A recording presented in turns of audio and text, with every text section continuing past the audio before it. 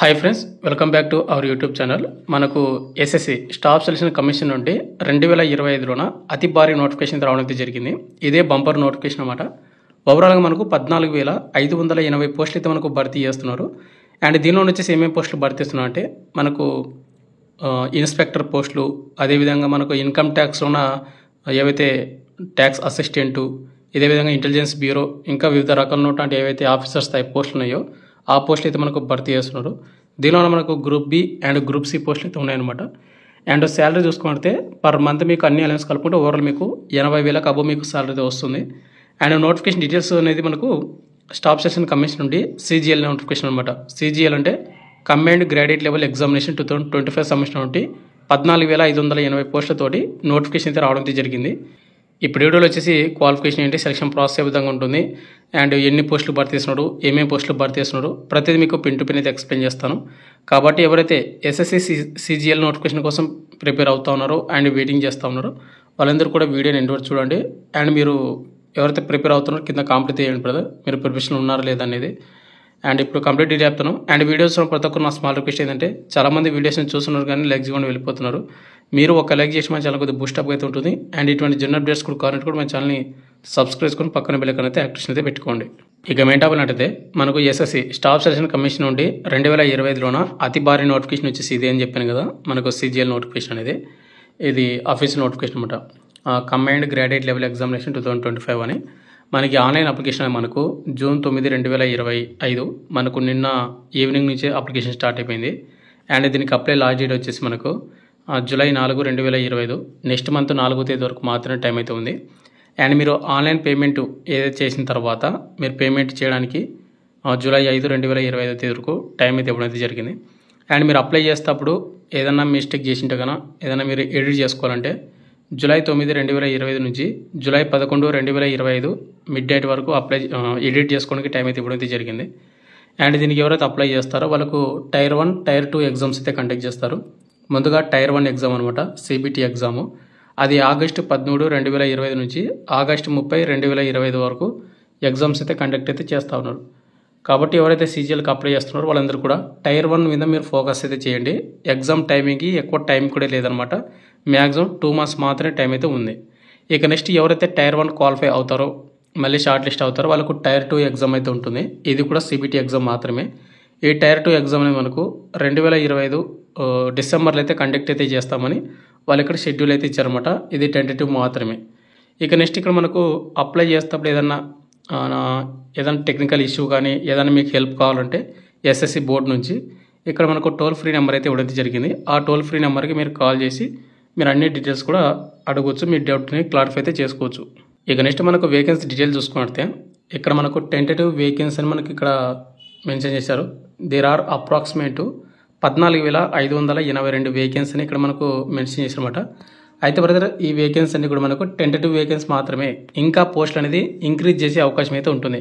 మన exam CBT 1 exam అయిపోయిన తర్వాత కానీ లేదంటే నెక్స్ట్ స్టేజ్ ఏవైతే ఉంటాయో అవి సెలక్షన్స్ వచ్చే కానీ లేకపోతే ఫైనల్ మెరిట్ లిస్ట్ వచ్చే ముందర కానీ మనకు పోస్ట్ అనేది వేకెన్సీ అనేది ఇంక్రీజ్ చేసే అవకాశం అయితే ఉంటుంది. కాబట్టి ప్రతి ఒక్కరు కూడా అప్లై చేసుకోండి, ప్రతి క్యాస్ట్ వాళ్ళు కూడా. ఇక నెక్స్ట్ మనకు vacancy details and age limit. ఇక్కడ మనకు ఈ నోటిఫికేషన్ ఉన్న group B and group C పోస్టులు అయితే మనకు సంబంధించిన పోస్టులు అయితే మనకు భర్తీ చేస్తూ ఉన్నారు. ఇక్కడ మీరు ముందుగా చూసుకుంటే పే లెవెల్ 7 ఏదైతే లెవెల్ 7కి సంబంధించిన ఏవైతే పోస్టులు ఉన్నాయో ఇవన్నీ కూడా ఇచ్చాడు.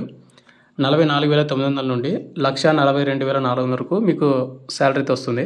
44 కదా గ్రూప్ బి పోస్టులకు, అన్ని అలవెన్స్ కలుపుకుంటే ఓవరాల్ మీకు 80,000 అబో మీకు శాలరీ అయితే వస్తుంది. ఇక్కడ మీరు ముందుగా చూసుకుంటే అసిస్టెంట్ సెక్షన్ ఆఫీసర్ అని కొన్ని కేటగిరీకి సంబంధించిన పోస్టులు అయితే ఉన్నాయి. బట్ ఈ అసిస్టెంట్ సెక్షన్ ఆఫీసర్ అనేది చాలా రకాలైనటువంటి డిపార్ట్మెంట్స్ నుంచి మనకు పోస్ట్ అయితే భర్తీ చేస్తున్నారు. ఇక్కడ మీరు చూసుకోవచ్చు సెంట్రల్ సెక్రటరియట్ సర్వీస్ నుంచి, ఇంటెలిజెన్స్ బ్యూరో నుంచి, మినిస్టర్ ఆఫ్ రైల్వేస్ నుంచి, మినిస్టర్ ఆఫ్ ఎక్స్టర్నల్ అఫేర్స్ నుంచి, ఏఎఫ్హెచ్క్యూ నుంచి, minister of electronics and information technology నుంచి, other ministers and other departments and other organisations ఏవైతున్నాయో అక్కడి నుంచి మనకు చాలా రకాలైనటువంటి పోస్టులు అయితే మనకు అసిస్టెంట్ సెక్షన్ ఆఫీసర్ పోస్టులు అయితే మనకు భర్తీ చేస్తూ ఉన్నారు. అదేవిధంగా ఇన్స్పెక్టర్ ఆఫ్ ఇన్కమ్ ట్యాక్స్, మనకు ఇన్కమ్ ట్యాక్స్ డిపార్ట్మెంట్లోన ఇన్స్పెక్టర్ పోస్టులు, అదేవిధంగా సెంట్రల్ ఎక్సైజ్లోన ఇన్స్పెక్టరు, అండ్ ఇంకోటి బ్రదర్ ఇక్కడ మనం చాలా రకాల డిపార్ట్మెంట్స్ అయితే చూసుకోవచ్చు. అండ్ పక్కన మీకు కేటగిరీ అయితే ఉంటుంది, అది గ్రూప్ సినా, గ్రూప్ బినా, గ్రూప్ ఏనా అనేది మొత్తం కూడా చూసుకోవచ్చు. అండ్ ఇంకోటి పక్కనే మీకు ఏజ్ లిమిట్ కూడా మనకు మెన్షన్ చేశారు. 20 నుండి 30, 18 నుండి 30, 20 నుండి 30 ఇట్లా చాలా రకాలైనటువంటి ఒక్కొక్క పోస్ట్కి ఒక్కొక్క ఏజ్ లిమిట్ అయితే పెట్టడం జరిగింది. అదేవిధంగా ఇక్కడ మనకు పే లెవెల్ 6 ఏవైతే పోస్టులు ఉన్నాయో మనకు 35,400 నుండి 1,12,400 సాలరీ వస్తుంది. దీనిలో మనకు అసిస్టెంట్ సెక్షన్ ఆఫీసరు అంటే other ministry and other departments సంబంధించిన పోస్టులు అనమాట. ఇవి గ్రూప్ బి పోస్టులు, ఏజ్ లిమిట్ 18 to 30 years. ఇక్కడ మనకు research assistant, executive assistant, divisional accounts, sub inspector వచ్చేసి NIA, national investigation agency group B post and 18 to 30 years అయితే ఉండాలి. Sub inspector and junior intelligence అనమాట, నార్కోటిక్స్ కంట్రోల్ బ్యూరో ఎంహెచ్ అంటారు అనమాట. Minister of home affairs కింద మనకు పనిచేస్తుంది. Group B and 18 to 30 years. ఇట్లా మీరు అంటే పోస్ట్ చూసుకోవాలి. పక్కనే అది ఏ డిపార్ట్మెంటు, ఏ మినిస్ట్రీ కింద పోస్టులు భర్తీ చేస్తున్నారని చూసుకోవాల్సి ఉంటుంది అనమాట. అండ్ కింద వచ్చేసి మనకు పే లెవెల్ 5 అనమాట, ఆడిటరు, అకౌంటెంటు ఈ పోస్టులు అయితే ఉన్నాయి. ఇక్కడ డిపార్ట్మెంట్ కూడా చూసుకోవచ్చు. ఇవి గ్రూప్ సి పోస్ట్ అనమాట. 18 నుండి 27 సంవత్సరాలు అయితే ఉండాలి ఈ పోస్ట్కి. నెక్స్ట్ మనకు పే లెవెల్ 4 ఏవైతే వేకెన్సీ ఉన్నాయో 25,500 నుండి 81,100 సాలరీ వస్తుంది. అన్ని అలవెన్స్ కలుపుకుంటూ ఓవర్లో మీకు 40,000 అబో మీకు సాలరీ వస్తుంది అనమాట. దీనిలో నుంచి ఇక్కడ మనకు sub inspector, central bureau of narcotics and minister of finance ఆ డిపార్ట్మెంట్లోనూ, అదేవిధంగా ట్యాక్స్ అసిస్టెంట్ కూడా పోస్ట్ అయితే భర్తీ చేస్తున్నారు. ఇట్లా చాలా రకాల డిపార్ట్మెంట్లోనూ చాలా రకాల పోస్ట్ అయితే భర్తీ చేస్తున్నారు. ఇవన్నీ కూడా మనకు గ్రూప్ సి 18 to 27 years ఉన్నటువంటి ప్రతి ఒక్క క్యాస్ట్ వాళ్ళు కూడా అప్లై అయితే చేసుకోవచ్చు. అయితే వరకు ఇక్కడ ఏజ్ లిమిట్ అనేది మీకు 18 నుండి 31 సంవత్సరాలకు 32 సంవత్సరాలకు అప్లై అయితే చేసుకోవచ్చు. చాలా రకాల పోస్టులు అయితే ఉన్నాయి కాబట్టి మీకు ఏ క్వాలిఫికేషన్ ఉంటుందో మీరు దేనికి అప్లై చేసుకుందామని చేసుకోవచ్చు అనమాట. ఇక్కడ అప్పర్ ఏజ్ లిమిట్ కూడా ఉంటుంది. ఎస్సీ ఎస్టీ వాళ్ళకు 5 years అయితే అడిషనల్గా యాడ్ చేసుకోవచ్చు. ఓబీసీ వాళ్ళకు 3 years and PWD physical handicapped వాళ్ళకు కూడా 10 years అనేది యాడ్ అయితే చేసుకోవచ్చు. అండ్ ఫిజికల్ హ్యాండిక్యాప్ట్ వాళ్ళకు ఏవైతే డిఫెన్స్ రిలేటెడ్ అయితే ఉంటాయో అంటే ఇన్స్పెక్టర్ కానీ సబ్ ఇన్స్పెక్టర్ పోస్టులకి వాటికి వీళ్ళు ఎలిజిబుల్ అయితే ఉండదు. మిగతా పోస్టులు అకౌంటెంట్ కానీ అసిస్టెంట్ కానీ ఇట్లా ఉంటాయి కదా, అటువంటి పోస్టులకు వచ్చేసి వీళ్ళు ఎలిజిబిలిటీ అయితే అవుతారనమాట. ఇక నెక్స్ట్ మనకు అప్లికేషన్ ఫీజు చూసుకున్నట్లయితే ఎవరైతే ఉమెన్ క్యాండిడేట్ వాళ్ళు కానీ అండ్ ఎస్సీ వాళ్ళు కానీ ఎస్టీ వాళ్ళు కానీ అండ్ ఫిజికల్ డిసబిలిటీ ఎవరైతే ఉన్నారో వాళ్ళు కానీ ఎక్స్ సర్వీస్మెన్ వాళ్ళు కానీ ఎవరైతే ఉన్నారో వీళ్ళకి ఎటువంటి పేమెంట్ అయితే ఉండదు. ఇక రిమైనింగ్ క్యాండిడేట్ వాళ్ళు ఎవరైతే ఉన్నారో వాళ్ళు 100 రూపాయలు పేమెంట్ అయితే చేయాల్సి ఉంటుంది.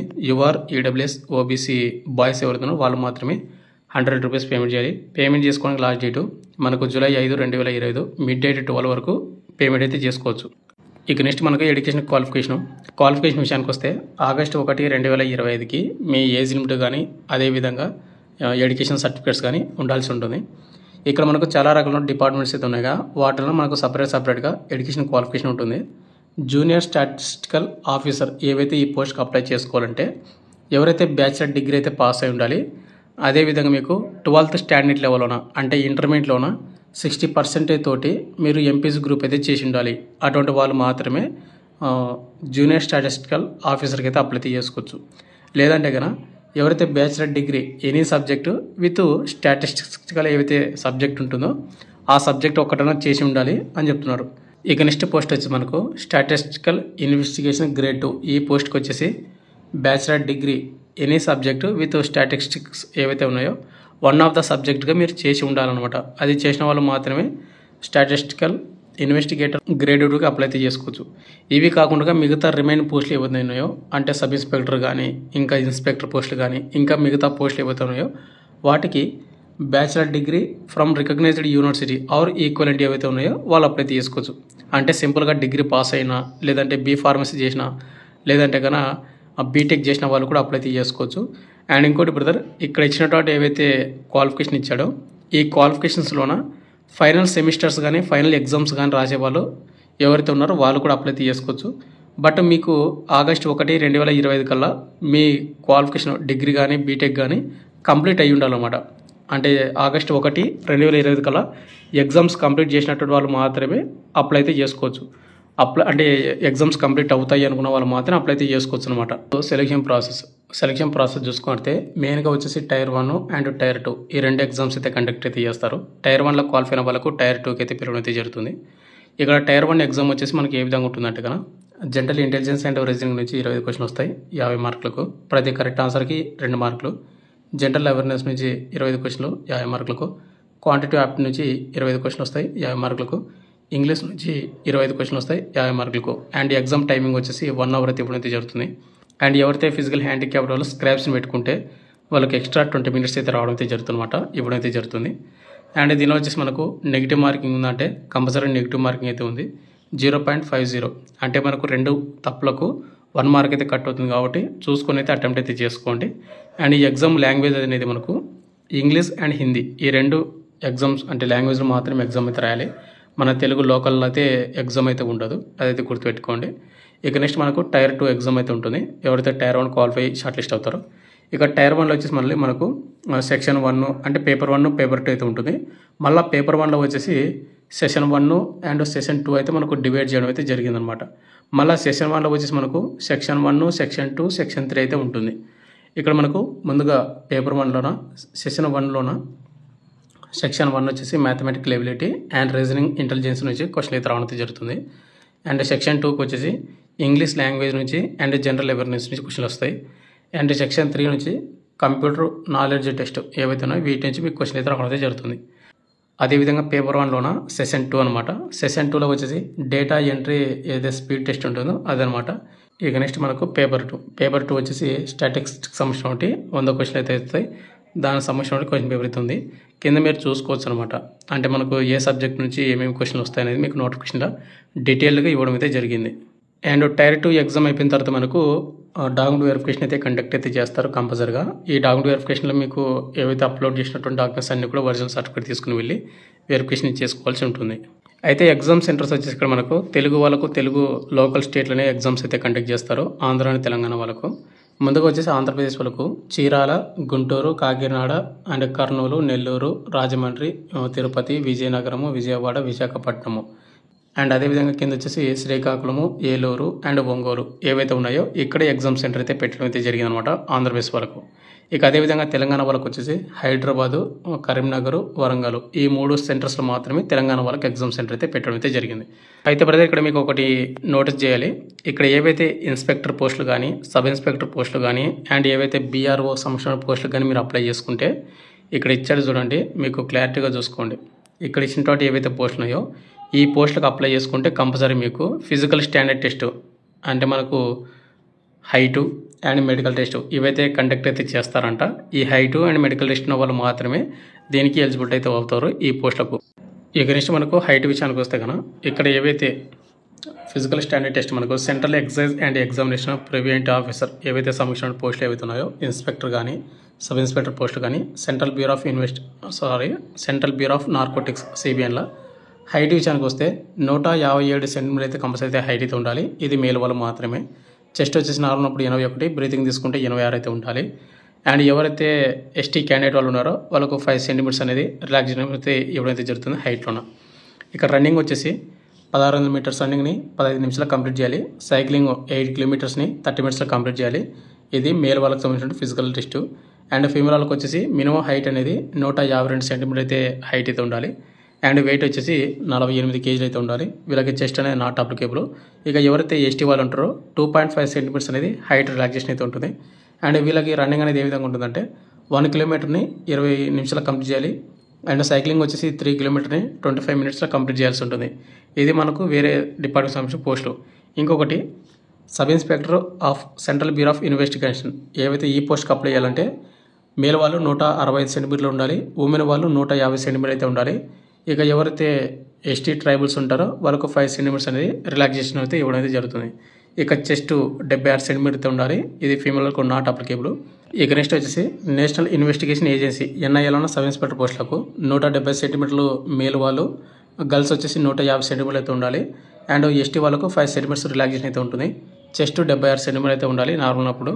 ఇక నెక్స్ట్ మనకు కింద వచ్చేసి మినిస్టర్ ఆఫ్ హోమ్ అఫేర్స్ కానీ అండ్ జూనియర్ ఇంటెలిజెన్స్ ఆఫీసర్స్లోన నార్కోటిక్స్ కంట్రోల్ బ్యూరోలోన ఏవైతే సబ్ ఇన్స్పెక్టర్ పోస్ట్ ఉన్నాయి కదా వాటికి అప్లై చేసుకోవాలంటే 165 సెంటీమీటర్లు మేల్ వాళ్ళు, 152 సెంటీమీటర్లు ఫీమేల్ వాళ్ళు హైట్ అయితే ఉండాల్సి ఉంటుంది. ఇక చెస్ట్ విషయానికి వస్తే 76 సెంటీమీటర్లు. అండ్ ఇక ఫైనల్కి వచ్చేసి ఇంతే బ్రదర్, మనకు స్టాఫ్ సెలక్షన్ కమిషన్ నుండి 2025లోన అతి భారీ నోటిఫికేషన్ వచ్చేసి రావడం అయితే జరిగింది. ఎస్ఎస్సి సిజిఎల్ నోటిఫికేషన్ 14,580 పోస్ట్ అయితే మనకు భర్తీ చేస్తున్నారు. కాబట్టి ఎవరికైతే క్వాలిఫికేషన్ అంటే ఏజ్ ఉంటుందో ప్రతి ఒక్కరు కూడా అప్లై తీసుకోండి. మీకు నోటిఫికేషన్ కావాలంటే మన టెలిగ్రామ్ గ్రూప్లో పోస్ట్ చేసి అక్కడ పిన్ చేసి పెడతాను. అండ్ ఆన్లైన్ అప్లికేషన్ కావాలంటే కూడా కింద కామెంట్ చేయండి. మీ నుంచి వచ్చే రెస్పాన్స్ని బట్టి, మీ నుంచి వచ్చే సపోర్ట్ని బట్టి వీడియో చేయడానికి అయితే ట్రై చేస్తాను. అండ్ వీడియో చూసిన ప్రతి ఒక్కరు కూడా లైక్ అయితే చేయండి. లైక్ అయినా మన ఛానల్ కొద్దిగా బూస్టప్ అయితే ఉంటుంది. Thank you.